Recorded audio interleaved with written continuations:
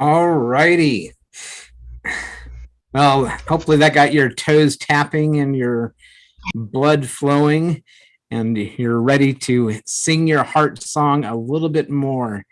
I'm delighted to introduce my good friend, Debera Jensen, who you might not know, but Debera early on in life was an opera singer. And I think she probably knows a thing or two about singing your heart song. But Debera was in a terrible accident and ended up with a traumatic brain injury, which, knowing Debera and just talking to people in that arena, that space that we're kind of all in, is it's shocking to me how often traumatic brain injuries happen. It's happens way more commonly than I ever would have thought it did.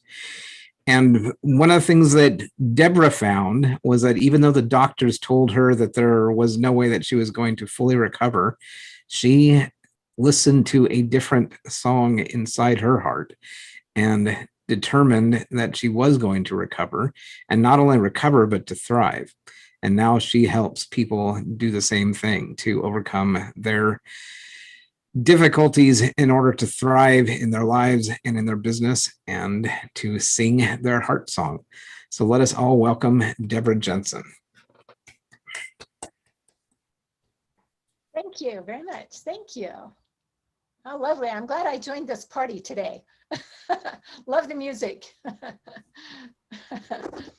So what I wanted to talk about specifically today is how to crush your childhood trauma. And something that a lot of people don't know is that a lot of them are going to people to help them through their depression and their anxiety. And oftentimes, guess what it actually stems from? Childhood trauma. I am very much into getting at the root cause of things so that we can get to the base of everything and remove that so that the person can fully start living their lives and that they don't have to keep re-experiencing the same negative patterns over and over. So I wanted to share with you some of the ways that trauma shows up. Sometimes it's low energy. Sometimes people think that they're lazy. By the way, don't feel like you're lazy. It's not your fault. It usually stems from trauma. Again, like I said, anxiety, depression, lack of productivity, irritability, sometimes anger, sometimes the feeling of loss, sometimes fear.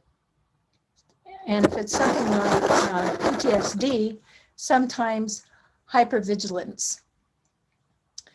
But I wanted to tell you something today that most people don't know. Oftentimes people think that trauma has to be, childhood trauma has to be sexual trauma, or it has to be physical trauma. And, you know, sometimes that is the case, but oftentimes that is not the case. Oftentimes it is a result of a circumstance that happened to a child when the child was particularly vulnerable, or that it was something that didn't seem on the surface that bad, but because of the way the child interpreted the event, it ended up shaping their lives forever and ever. So again, when people have childhood trauma, it can shape the rest of their lives in ways that they really regret. And the shaping of their lives can last forever again, unless they can find someone who can, you know, get them through those traumas and get them through self-sabotage, which is really an important piece.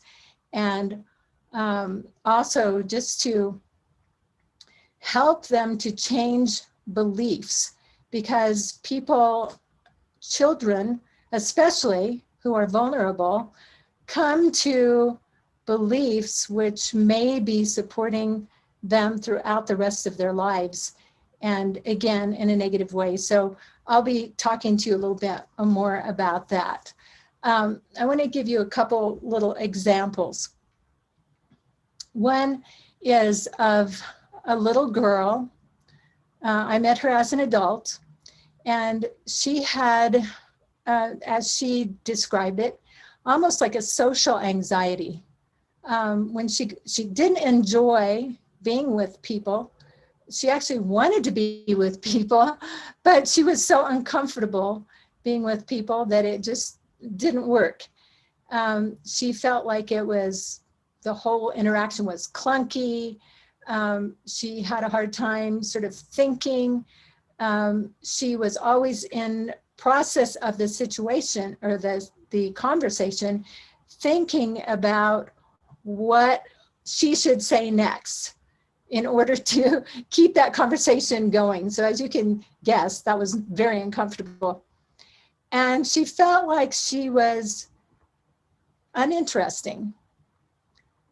When I met her, I was really surprised, because she is one of the most interesting people I think I've ever heard. But of course, that was not her perception. And guess what happened? What implanted her with that negative belief that she was not interesting was that she had been, as a child, on a road trip with her parents. And I don't know how many hundreds of miles it was, but it was a long trip. And she said that her mom, especially, hardly even spoke to her.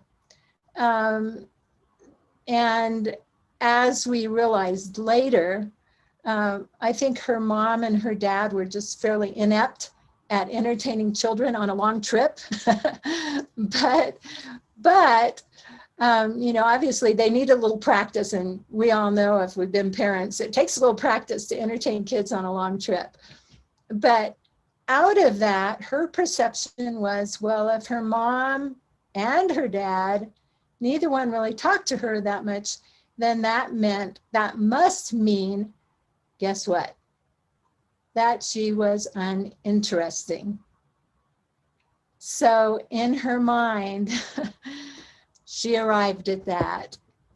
And that was the belief that led her through her childhood, through most of her adulthood, until just very recently, when we worked together. And so we got her through that trauma. We got her another understanding of what had actually happened. And then it was interesting. She has gone on to enjoy all of her conversations. She's kind of a social butterfly now, I would say. I'm not sure she would describe herself that way, but anyway, she's very much enjoying her interactions. And the other thing is, imagine how this might have affected her business, right? Well, it definitely did. She was a coach, but she could, scarcely talk in front of people. And now, guess what? She just presented her first webinar. And I was not privy to seeing it. I wanted to, but I heard it was very, very, very, very good. So victory once again. And again, now she has a new belief, actually set of beliefs, but one of those beliefs is that she is interesting, and that comes forth in all different ways. So there was another little girl who was basically neglected, I would say, or at least she felt neglected. And so she was always, feeling like she was left out. And she always also felt very unimportant, and like, well, she had trouble talking in front of people, because why listen to her? She felt like she wasn't listened to at home. And so she finally just kind of gave up. Um, she was also oftentimes, she felt like she was made wrong for what she did say.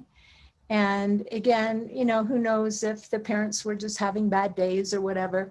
But she took that as a sign that she must be a very, very, very awful little girl, and not really worthy of all that she saw the other kids having. She, again, didn't feel like she was, especially loved or nurtured. And so as she went through her life, she had lots of troubles with relationships, as you can probably imagine.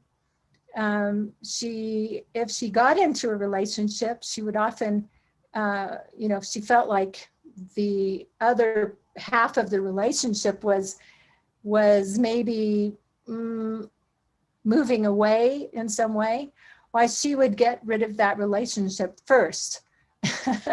So she didn't have to be rejected once again. When it came to business, she would do, what normal people do in business, but she would feel like she really couldn't take the spotlight. She could not really be seen or really heard. So again, she did her best, but eventually, part of her also gave up. But as she worked through a lot of these things and changed a lot of these negative beliefs into positive beliefs, then it became apparent that she could take the spotlight, and she was doing very well taking the spotlight and doing things like making presentations, being on podcasts, showing up, being seen, being heard, and her life also totally changed. And by the way, her relationships also changed for the better. There was another little girl, and she felt like, anyway, that she was constantly scolded and she was constantly made wrong. I don't know where all that was coming from, or if even her perception was accurate all the time, but she thought that she was told that she wasn't pretty, that her mom had said, "I feel sorry for you if you ever have a husband. I feel sorry for him." And also, as she was growing up, she didn't get much nurturing. Now, again, there had been an accident in the family where this little girl actually got hurt. She was the one that was hurt in the accident, and her mom had to drive the kids, and especially her, to the emergency room. But again, what happened was, the mother had children in the back seat that she had to take care of. So again, I don't think the mom was trying to be mean to this child. She just didn't have enough of her to go around. So she was trying to entertain the kids in the back seat, as well as get this little child to the emergency room quickly. And what ended up happening was that this child that I ended up working with felt like she didn't get nurtured. And so again, guess what happened in her life? She never felt like she got the nurturing that she desired as she was growing into adulthood. She had a lot of problems with relationships. And not only did she have trouble receiving nurturing, but she had trouble giving nurturing. She had troubles with, well, eating problems because her mother had some eating problems and had mentioned some things to her as well about how she ate and how much she ate and so forth. So again, oftentimes it's maybe the parents who have a very hard job are just going through something. It's also the perception that the child has as a circumstance is unfolding.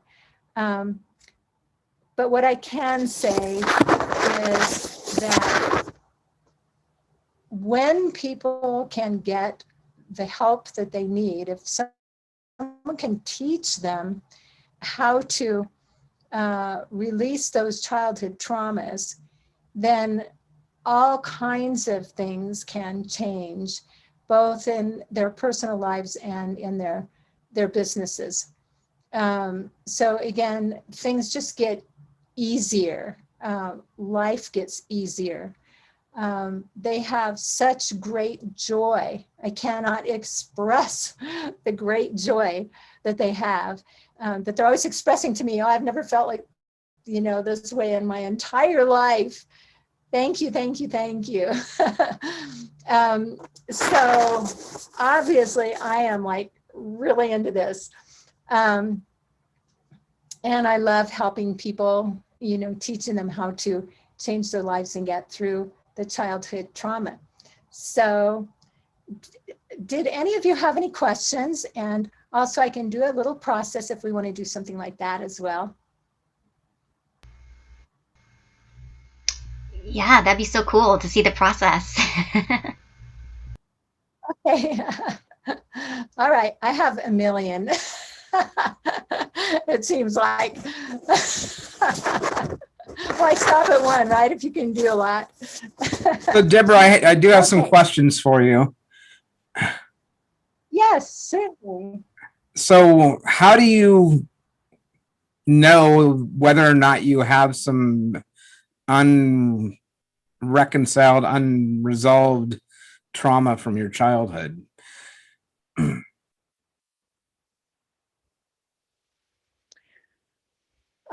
Well, I've done this for over 30 years, so I have a pretty good idea when someone starts talking. And also, I take a lot of notes, Steve. So No, I mean for the lay person who hasn't been doing this for 30 years, how would they know that they've got something unresolved in their life that they would want to get resolved? I think in a way it's kind of hard to tell unless they are really aware that they did have childhood trauma, because sometimes the childhood trauma is a lot greater and it's really, I mean, you've had childhood trauma, right? But sometimes you don't know, like the little girl that turned into a woman who just had this social, I'm calling it what she said, social anxiety. She had no idea where that came from. Well, she kind of thought it was from that, but she, you don't realize the magnitude of what's happened. So I guess in answer to my question, or your question, is I think your best bet right now is I'm giving away some free sessions. And it would be a good idea just to accept that gift for anyone who's interested. Again, I have a lot of experience, but also I am highly, highly intuitive, Steve. So a lot of times people, again, they don't know, they've never even suspected childhood trauma, but I can usually find it like very, very quickly. That right now there's no questionnaire or anything that I have, no survey for that. So it's more of just a one-on-one type of thing. But again, it's kind of a win-win because you get something out of it anyway. You get a process or two or whatever we can come up with. Yeah, I'm not sure that answered your question the way you would like, but I hope it helps a little bit. No, I think it's great. Having worked with you in the past, I know that you do a lot of exercises that connect the mind and the body, and which honestly they should be connected anyway. But for me, it was for a long time they were pretty disconnected. But I totally agree with that, Steve. Yeah, and and you said a lot more, something more profound than maybe you intended, because you're right, everything is supposed to be connected, but there are these stressors that come along and they have such great impact on us that suddenly we're feeling and acting very disconnected. And I guess I should say this too, because of the stresses that we know that have come along recently in the last year and a half or two. Now what's happening with people is if they have this childhood trauma here and then they pile more trauma up here, then suddenly I call it a stack attack. It just all comes crashing down. But it wouldn't so much if they didn't have that original childhood trauma that is so great that they just can't hold anymore on top of it and still, feel like they're not just surviving. It's just so traumatic when you get that much stacked on top.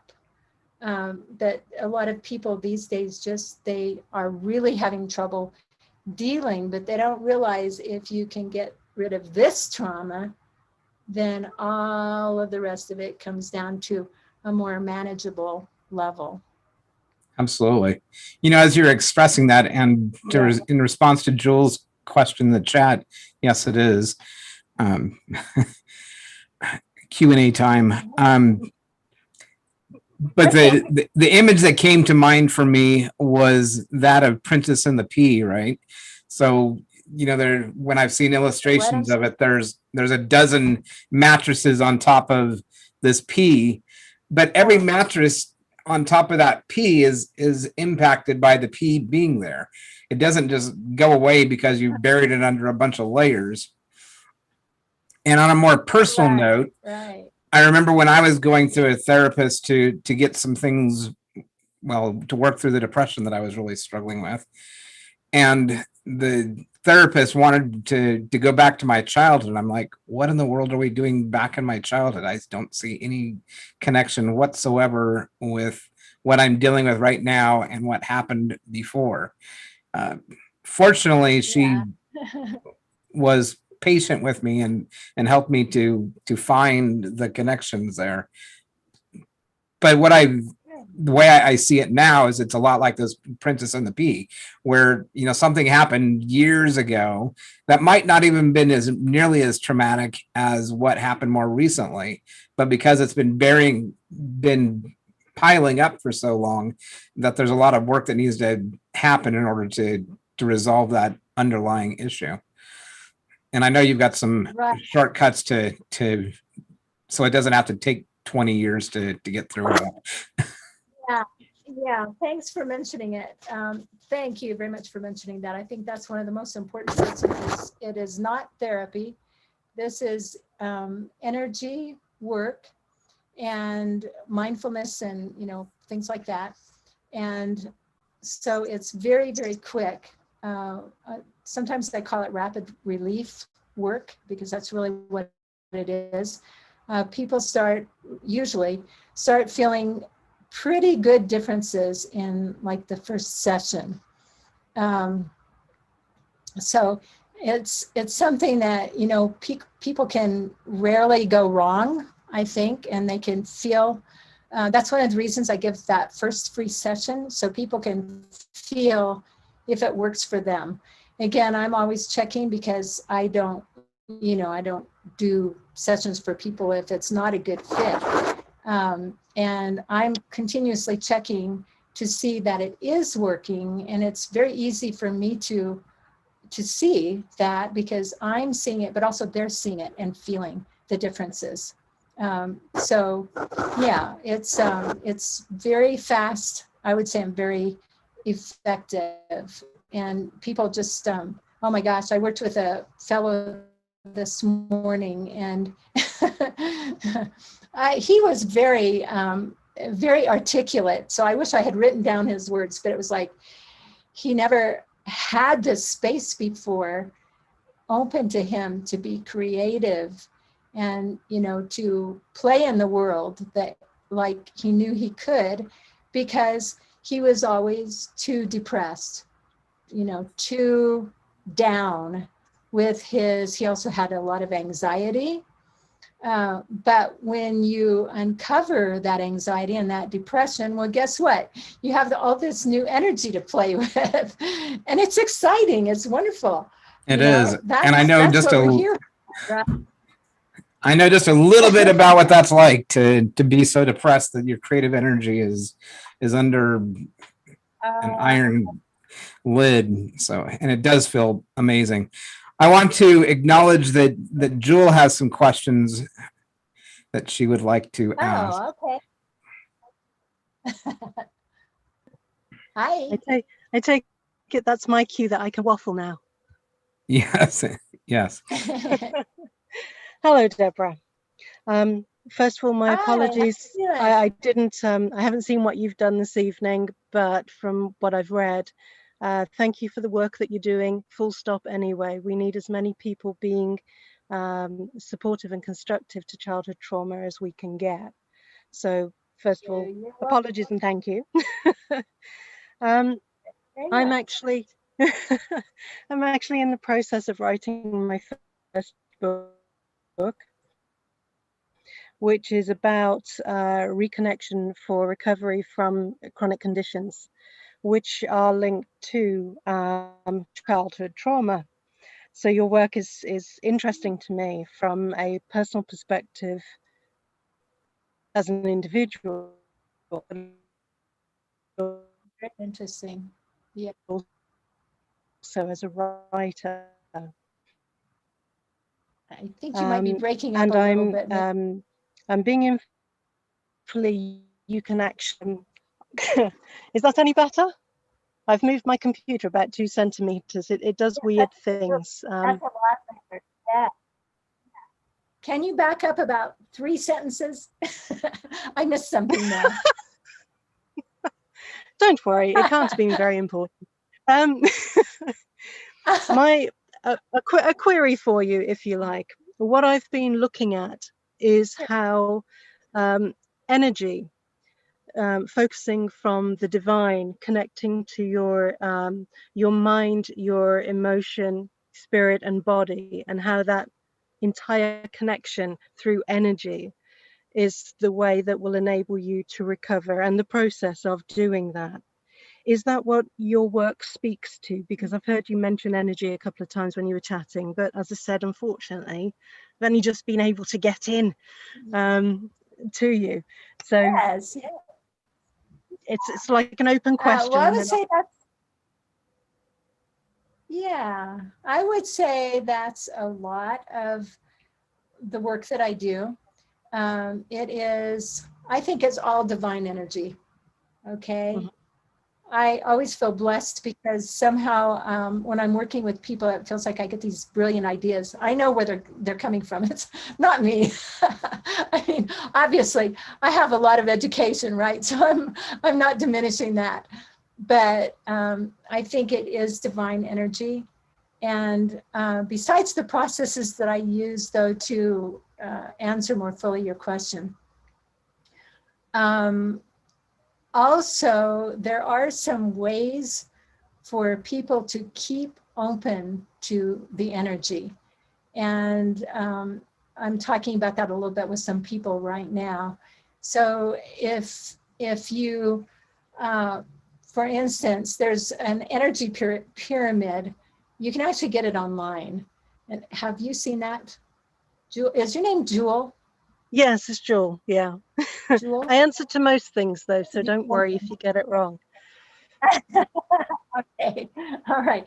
Well, anyway, there's an energy pyramid that you can get online, and it shows how people's thoughts and words and so forth, their emotions can affect them. So let's say the top, the angle is at the top of the pyramid, and up at the top is love and gratitude and, you know, all of these positive ways of thinking.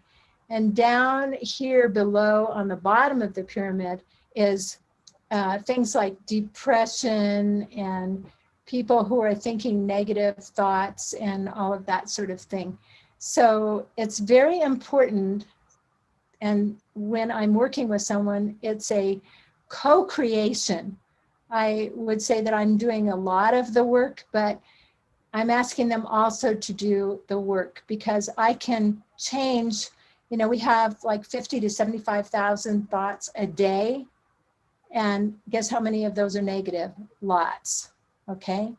So I might be changing hundreds of thousands of thoughts when I'm changing a person's belief, but they're still creating a lot of other negative thoughts until all of that gets turned around. So it's important for them, and I ask them to, and I give them tools to keep turning those negative thoughts into positives.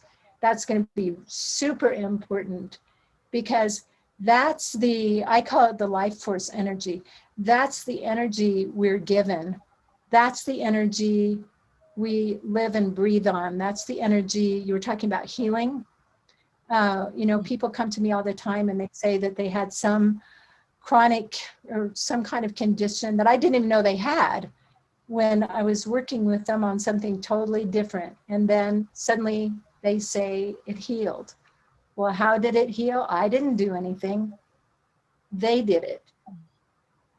Are But you what they did was extremely positive. They were really being up here in the top of the pyramid. And of course, I was supporting that. And sort of to answer a little bit more about what I do, I guess you weren't here at the first part of this, but I had I was in an extreme accident in 1979 from which I suffered lots of injuries. One was a very bad head injury. And the doctor said I couldn't recover, so I went and recovered. You know, I had to go all over the world, literally, pretty much. Yeah, and find some processes that would work. But one of the things, it's called everyday brain integrations, and I use them for myself, but I learned them because they helped my brain to come back. And interestingly enough, I also use those with people who come in and they are wanting to, you know, I'm wanting to teach them how to come through trauma. And these days I'm using those, just to let you know, all of you, you know, there's so much stress out there these days that I've learned that everybody needs those brain integrations that's coming to me, because the stress is so great for most of us, probably all of us. I've never seen anyone that it isn't that great for yet, that it actually is kind of switching down parts of the brain that should be working in certain ways. And so I'm actually using some of the tools that I use to come back from a brain injury for pretty much everyone. And then when I use those tools for them, everything else goes faster. You know, all of the work happens faster and more in depth. So I hope that answered your question. And anyway, I'm using lots of tools just because I learned them when I was trying to bring myself back originally. Yes, I can relate wholeheartedly to that concept and manner of being. I personally went back to my belief systems from childhood and used the Lefko method. I don't know if you're familiar with that, to address that side of things. And I have You know how we all have this lovely little critic that sits there and beats us up with a huge stick? Well, I now have learned how to say thank you to said critic and appreciate it. But I also have on my other shoulder this seriously cute coach who's there going, yay, you go girl, you can do it, you can do it. And the other one's on the other side, no, you can't. And I pay more attention to my, yay, you go girl kind of coach these days. But I'm very aware, I've done a great deal of research into the stress response, especially with chronic fatigue syndrome, which is the primary one that I've been working with, and how basically the stress response is a bit like a booster system. You know, you press a button and you should go whoosh, and that way you can run away from whatever disaster you might be around. Unfortunately, in today's society, as I'm sure you're aware, it's on all the time. And what I figured out, I'm sure you know this already, is that basically your body goes, oh, hang on a minute, I've run out of the appropriate fuel. Let me see. Oh, I know, look, thyroid. There's a little bit snuck in there. I'll nick that. And then before you know it, your entire body is going wrong in different places because it's still trying to nab what it needs for this stress response. And I am intrigued to hear from anybody who has got additional input that could be useful both on a personal level anyway for everybody. But obviously for what I'm trying to encourage people to understand within themselves and how it all works and chats together, and how you can capitalize on that amazing energy and the amazing engineering that each one of us is. I didn't know whether you wanted to speak to that, whether your work has dealt with how to switch stress off and that kind of thing. Definitely. Everything that I do switches stress off, you bet. And I totally believe in changing beliefs. Otherwise, these people, even when we get through the stresses, which we can do fairly quickly, they still have the belief, the lingering belief. So for instance, the young woman that thought that she was not very interesting, that belief, unless we had changed that pattern would keep repeating over and over and over again. Yep. So that's one of the reasons why we changed the beliefs. And the beliefs also then don't allow the stress response to come in and dominate anymore. So again, this is all about changing beliefs, changing patterns, releasing stress, because that's where it's at. You know, I know that a lot of people even they go and they get rid of their stress, but they still have the belief. And like I was saying, as long as the belief exists, then they'll still have the stress somewhere, they'll still have the pattern. So one of the things that I love about this is that, you know, you don't have to keep doing over and over and over different work to try to remediate the same problem. Because once enough of this is changed, you no longer have the same problem. So you don't have to meditate about the same problem again. You don't have to do another technique for the same problem because the same problem no longer exists. Yes, but it is that it does make sense. So they are very sneaky though, aren't they? You think you've got it sorted and then they'll pop back up in another form and they'll catch you off guard when you're not looking. No, but yes. No, not this way. No, what's very different about this, they don't sneak up on you again, because once they're eradicated, they're eradicated. I kid you not. They are gone. So my purpose. Sorry, I was going to say you're saying that your process is such that in one attempt you are able to eradicate a Oh, no, no, no. lifetime belief? No, Am I not in one misunderstanding? attempt. No. Yeah, I think so. So I'll try to be a little more clear. So yeah, it might take, several sessions or something like that or more, depending on what's going on.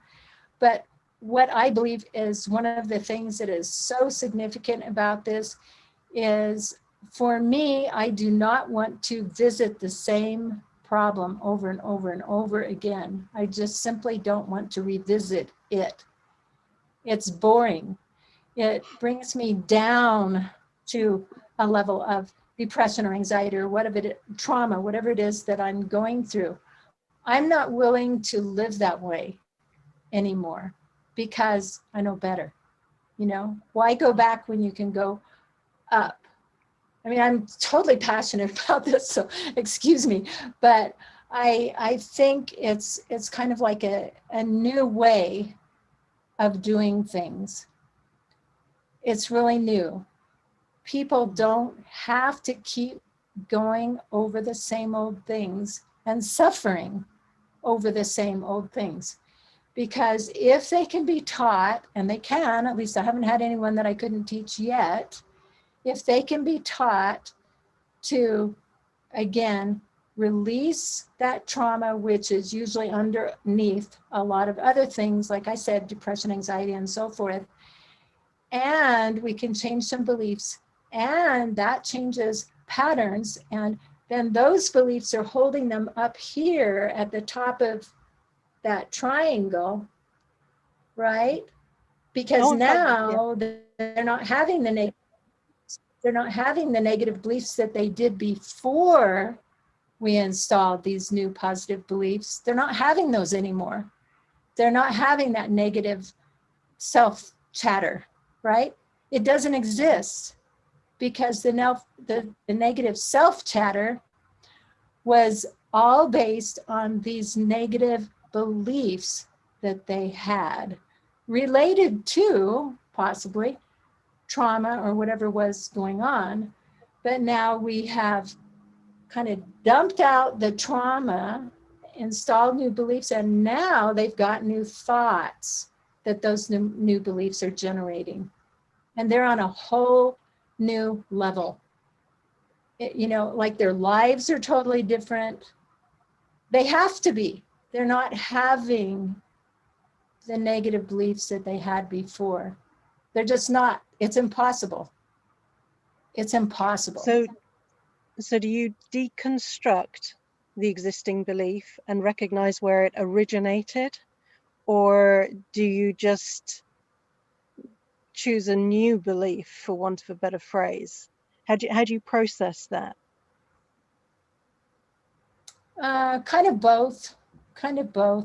I can talk to someone just because I've done this for millions of years, seems like, I can talk to someone for a few minutes and know exactly what their beliefs are, right? But I don't say that I'm going to trust just my feeling about it. I'm going to ask them some questions and so forth. But also, all you have to do is look at someone's life to know what their beliefs are a lot of times. Because, what you believe, if you get into quantum physics or anything like that, tends to create itself out there in the world eventually.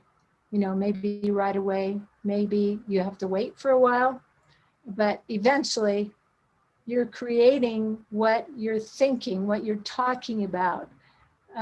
That's why I'm kind of like a real stickler for people being as positive as they can. And even if they can't be positive, if it's hard to be positive, to be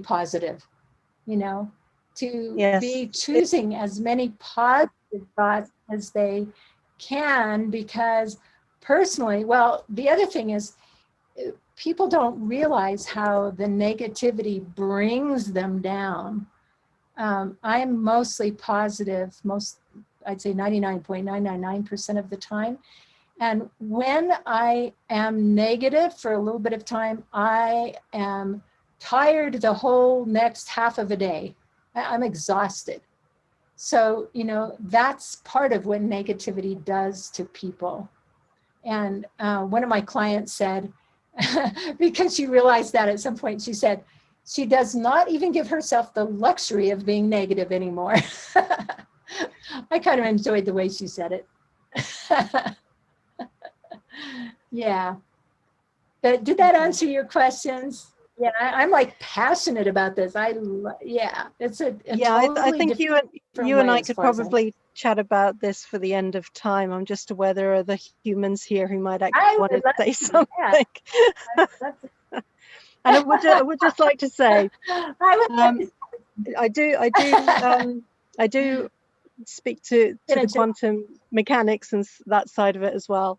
And I always tell people, be very careful what you wish for, because you might just get it. Because people don't put the caveat on it. So you ask for more money, you find a penny on the floor, you've got more money, but that isn't what you meant. And equally, you could end up with your favorite aunt or uncle dying to give you the inheritance of £100,000 or whatever it might be, but you wouldn't ask for that. So life has this quirky little sense of humor, I think, actually, that keeps you on your toes. So I appreciate greatly what you're saying about the co-creation element. Thank you. I appreciate talking to you today. Yeah, there is a different way. Just remember that. It's a very different way. And what I found in the world is I guess I'm an innovator. I've got this mind that does different stuff for some reason. But anyway, it's lovely to talk to you. And yes. Thank you for your time, and like I said, the work you do. You're welcome. Thank you for you too. Thank you. I'll be quiet now and hand it over to someone else. Okay. I didn't know if we had other questions. And also, Steve and Olivia, I have a little gift to give away too. I don't know if you're interested in me telling about that. Yes, actually. A couple of things. Can we demo? Jewel, I really enjoyed your interaction with Debera, so do not feel like you were hogging the spotlight or anything. That was awesome. Secondly, yes, Debera, please share the gift. I'm also wondering, though, if you've got a quick exercise that you can lead us through that can demonstrate, maybe a taste of what you do.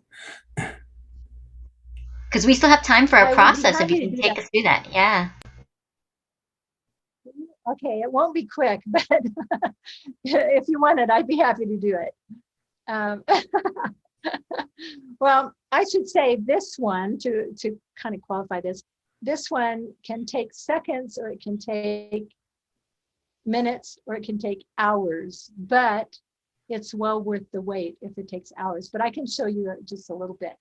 But why don't I tell you about the gift first, if you would like to hear it. I have an action guide for healing from childhood trauma, and you can get it at thetraumahealingcoach.com. And I hope you enjoy it if you pick that up. Okay, so would you like to go through a process? All right. Thumbs up from Jewel too. Thank you. All right. So let's choose. It doesn't have to be childhood trauma. Let's just say it's something. By the way, how many minutes do I have to do this? I'll say 10. Yeah. 10. Okay. 10. We'll see if we may get through it. I don't know. If we don't, at least you hopefully will have some sense of how it works. And again, just to let you know, I do a lot of processes. So everything that you see will probably look different than everything else if you were actually to come in.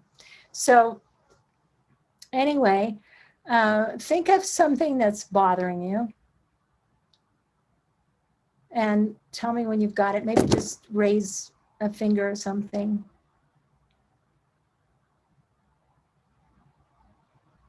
Can be anything. Does everyone have something? Yes, okay. Now, okay, thank you. Everybody else got something? Okay, good, all right. So would you just tell me on a scale of 0 to 10, 10 being the worst, it's bothering you the most, and 0 being you're just okay, you're okay, nothing's bothering you. On that scale, again, 10 being the worst, where are you with this thing that's bothering you? So it might be a 10, or maybe it's not bothering you at all. It might be a 0. Can you just put your fingers up and let me know where you're at with regard to this thing that's bothering you? Okay, good, all right, thank you. All right, now just kind of feel free to close your eyes for a moment and think and feel how that circumstance is bothering you.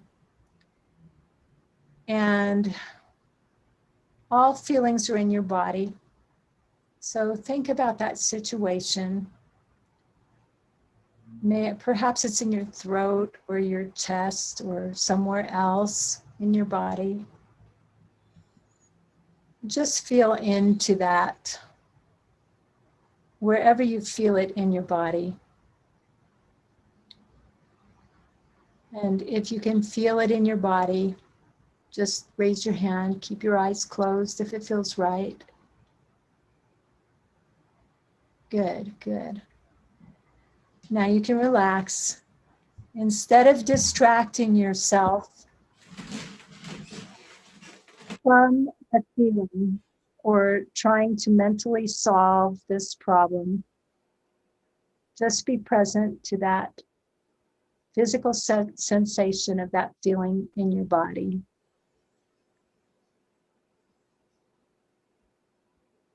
The feeling is here. It's a fact. It doesn't have to be with you forever. In fact, it won't be with you forever. For now, though, as long as it's here, just accept it and give it lots of unconditional love and acceptance.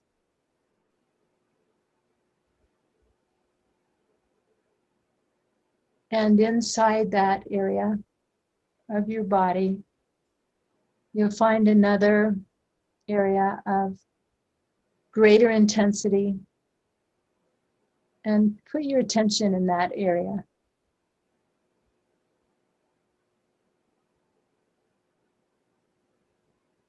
And again, give that part of your body lots and lots of unconditional love and acceptance.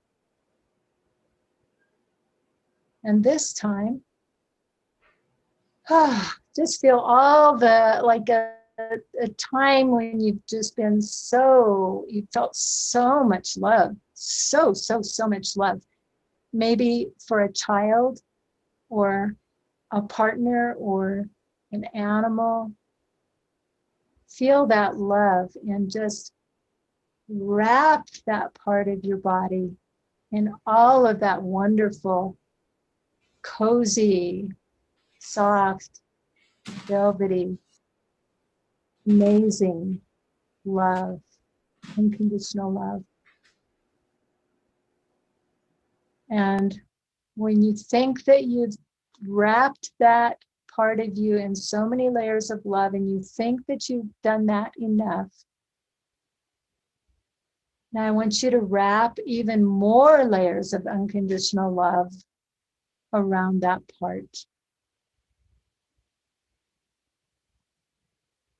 And take a couple of nice big deep breaths. Out loud is fine.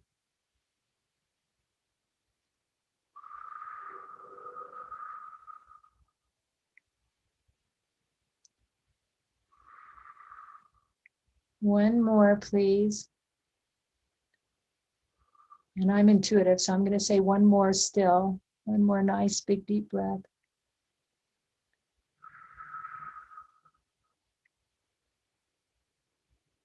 Now, as you give that feeling your attention, it may shift somehow.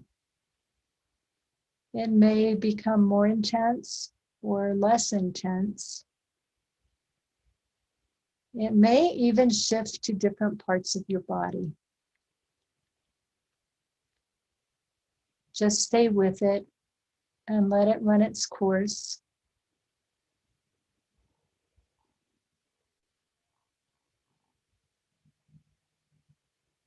Again, take a couple of nice big deep breaths again.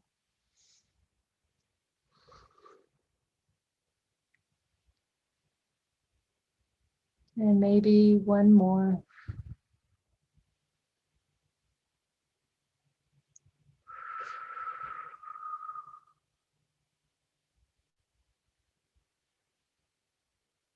This process might take seconds, or it might take minutes. In very rare cases, it might take hours.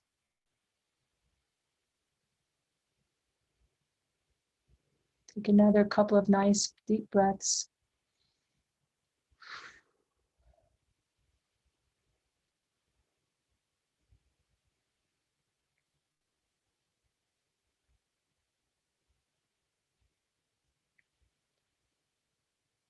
Now stay with the feeling. Let it live and breathe and grow. Let it move around if it needs to. Keep your attention on the most important part. Again, in an unconditional, loving, and accepting kind of way. And eventually, you'll be at peace.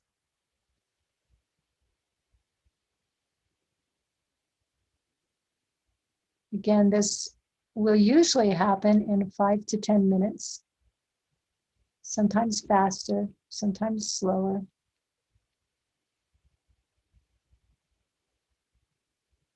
Take another couple of nice big deep breaths.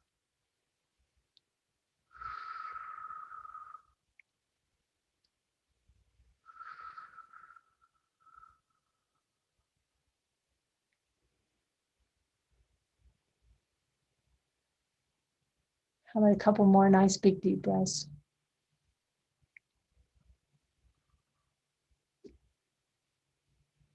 After the feeling has run its course, you'll be left with a neutral feeling. That's peace.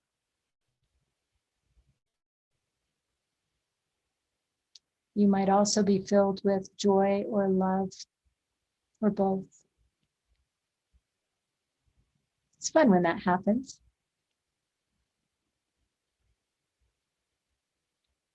Now take another couple of nice big deep breaths.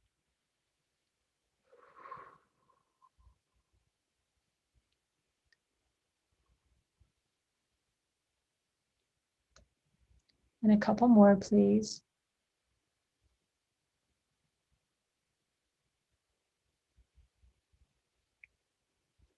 Okay.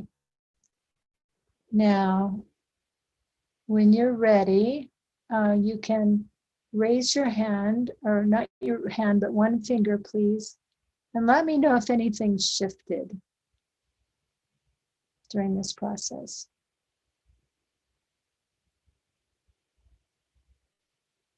Good, good. Nice, nice. And we may not have finished it for all of you because we were doing it as a group, And we haven't gone through the whole process actually, but how many of you, did anyone feel a rather significant shift? If you did, you can raise one finger. Nice, good. Okay, good, fantastic.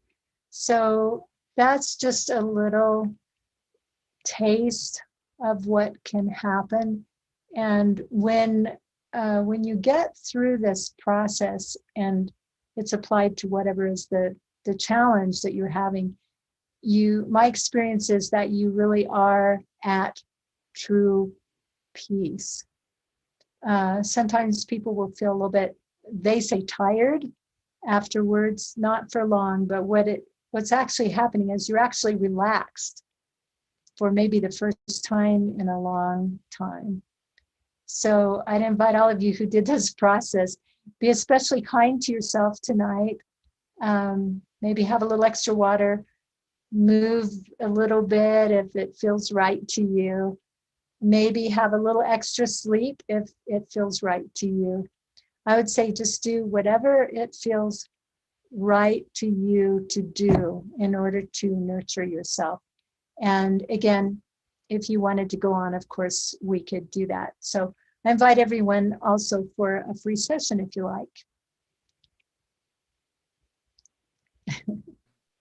Thank you so much, Deborah. I know I feel much more peace than where I was feeling at the beginning. So thank you.